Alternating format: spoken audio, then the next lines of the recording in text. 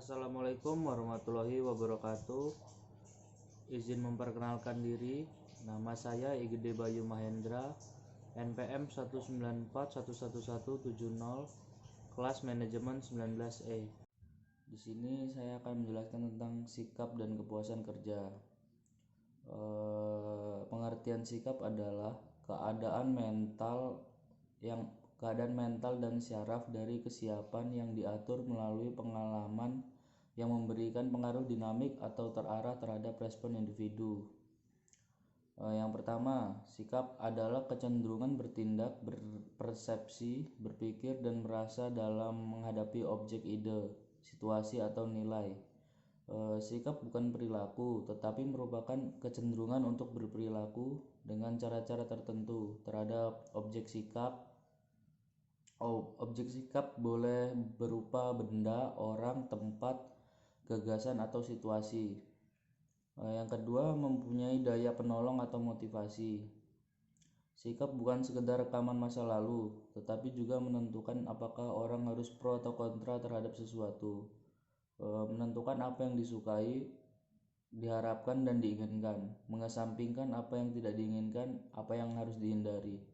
Yang ketiga, sikap lebih menetap. Berbagai studi menunjukkan sikap politik kelompok cenderung dipertahankan dan jarang mengalami pembahanan. Yang keempat, sikap mengandung aspek evaluatif, artinya mengandung nilai menyenangkan atau tidak menyenangkan. Yang kelima, sikap timbul dari pengalaman, tidak dibawa sejak lahir tetapi merupakan hasil belajar. Karena itu sikap dapat diperteguh atau diubah. Komponen sikap. Untuk benar-benar memahami sikap, perlu mempertimbangkan karakteristik secara fundamental. Ada 3 komponen yang secara bersama-sama membentuk sikap yang utuh. Yang pertama, kognitif, merupakan aspek intelektual yang berkaitan dengan apa yang diketahui manusia, berisi kepercayaan seseorang mengenai apa yang berlaku atau apa yang benar bagi objek sikap.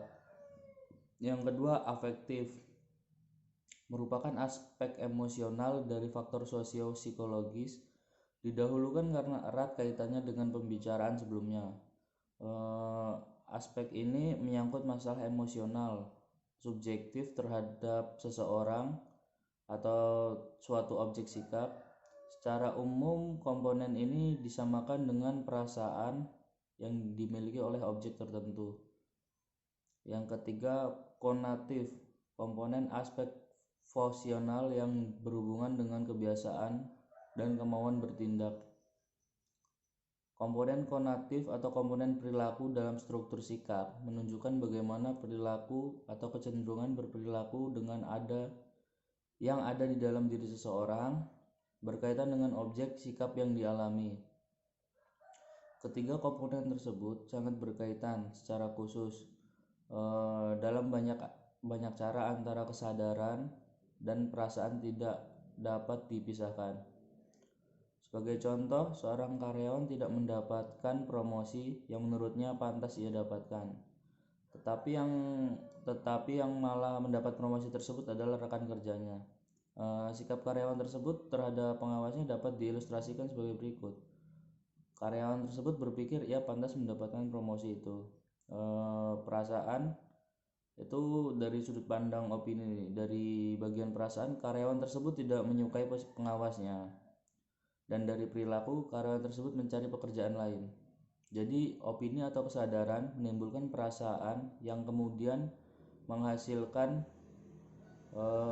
perilaku, dan kenyataannya komponen-komponen ini berkaitan dan sulit untuk dipisahkan. Kepuasan kerja. Sikap adalah sebuah pernyataan evaluatif, baik menyenangkan atau tidak menyenangkan, mengenai objek, ruang, dan peristiwa. Sikap merefleksikan bagaimana perasaan seseorang tentang sesuatu.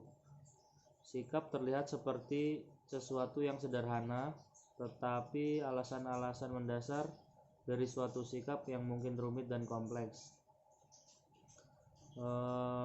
Kepuasan kerja Individu dengan kepuasan kerja tinggi memiliki perasaan yang positif mengenai pekerjaannya, sedangkan individu yang memiliki kepuasan kerja yang rendah memiliki perasaan yang negatif.